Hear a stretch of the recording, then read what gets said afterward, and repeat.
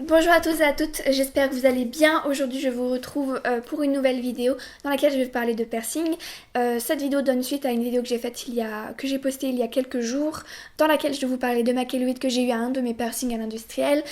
C'est une suite de vidéos qui date depuis des années, j'ai l'impression, sur ma chaîne. Je vous en parle très régulièrement de ce piercing industriel qui a très mal tourné. Et dernièrement je me suis rendu compte qu'il fallait que je fasse cette vidéo là aujourd'hui. Une vidéo dans laquelle j'explique pourquoi est-ce que j'ai décidé d'arrêter les piercings, sachant que j'étais quelqu'un qui adorait ça.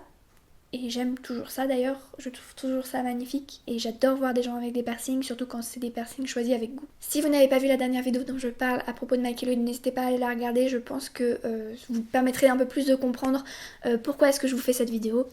Alors voilà, c'est peut-être une vidéo un peu bizarre pour YouTube parce que dans les vidéos piercing, on voit tout le temps des vidéos avec des meufs avec plein de piercings aux oreilles, plein de piercings au visage, plein de piercings trop beaux, trop beaux, trop beaux, trop beaux et trop bien cicatrisés.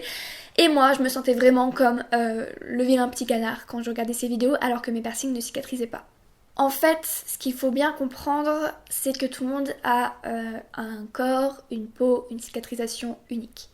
Il y a des gens qui cicatrisent mieux que d'autres. Après, je ne dis pas qu'il y a des facteurs qui peuvent aider, hein, avoir une bonne hygiène, choisir des bons perceurs, de bons bijoux, de bons piercings.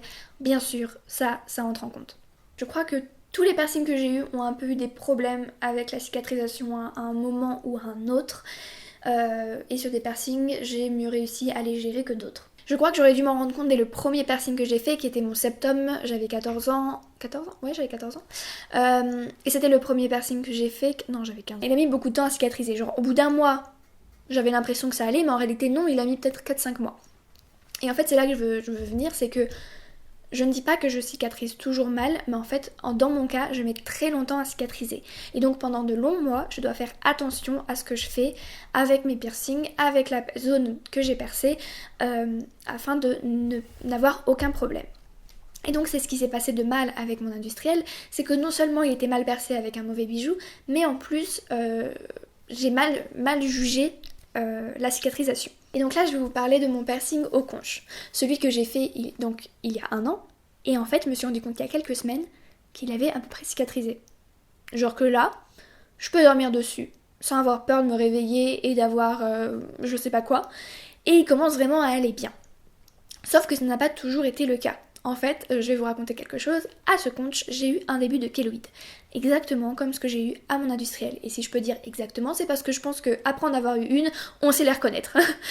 Et en fait, ce qui était donc très drôle, c'est qu'aujourd'hui je ne l'ai plus, il est quasiment cicatrisé. Et quand je suis allée chez mon dermatologue il y a une semaine pour lui montrer ma kéloïde et qu'il me donne un petit peu son avis, il m'a dit vous savez, les kéloïdes, on ne sait pas vraiment d'où ça vient. Personne ne peut vraiment le dire. Il y a des gens qui vont en avoir, d'autres qui ne vont pas en avoir.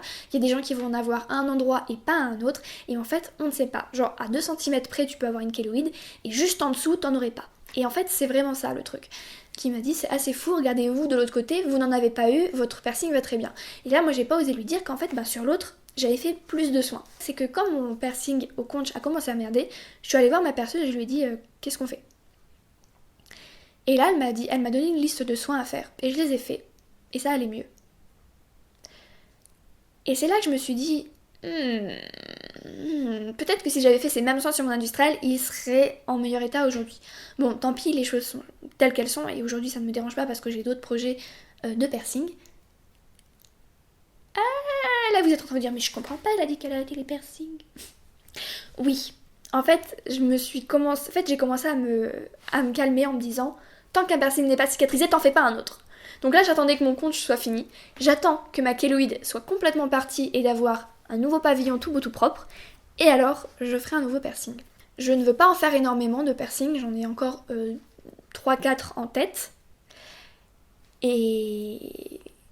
Et surtout, en fait, j'ai maintenant des objectifs plus de termes de bijoux. C'est-à-dire qu'en fait, j'ai une idée précise de bijoux que je veux porter. Et donc, c'est pour ça que je vais me faire ces piercings-là. En fait, là où je voulais en venir avec cette vidéo, c'est que je voulais apporter mon soutien à toutes les filles et les garçons et autres qui n'ont pas eu la cicatrisation qu'ils voulaient, qui n'ont pas eu le piercing qu'ils voulaient.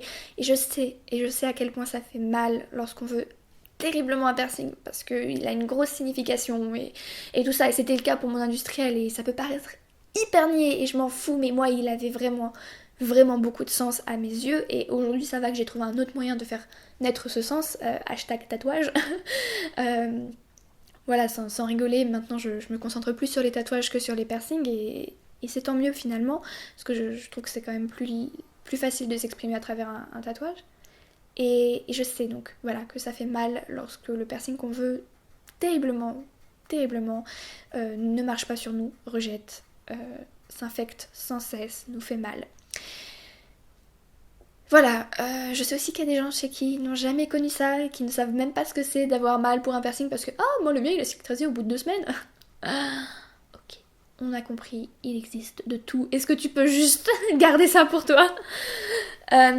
Je sais pas si ça vous intéresse une vidéo où je vous parlerai un peu plus de mes projets piercing et pourquoi je veux faire ça et comment est-ce qu'on peut finalement trouver un petit peu son originalité dans les piercings parce que bah on a un peu tous les mêmes. Voilà, j'en parlais dernièrement avec une fille de mon école qui me disait que elle, ce qu'elle voulait c'était en avoir le plus possible. Et je trouvais ça drôle et je me suis dit c'est marrant parce que moi c'est pas du tout mon objectif maintenant. Peut-être qu'avant ça a été un peu et encore non je pense pas.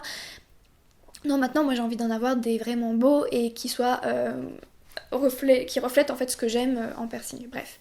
Là-dessus je voulais vous laisser. Je vous dis à dans un mois. Enfin je vais faire d'autres vidéos entre temps mais je vous dis que la prochaine vidéo sur ma kéloïde sera dans un mois. Je vous aime très fort. Prenez soin de vous. Faites attention à vos piercings. Désinfectez-les. Enfin prenez-en soin. Et à bientôt. Bye. Petite parenthèse au niveau des soins que m'avait donné ma perceuse à faire, alors que j'avais lu sur tout l'internet qu'il ne fallait absolument pas mettre d'alcool sur des piercings parce que ce n'était pas bon pour la cicatrisation, qu'il fallait mettre du sérum physiologique. Le sérum physiologique n'a rien fait pendant des mois, ma kéloïde grandissait. J'ai fini par utiliser du Daquin matin et soir et elle est partie.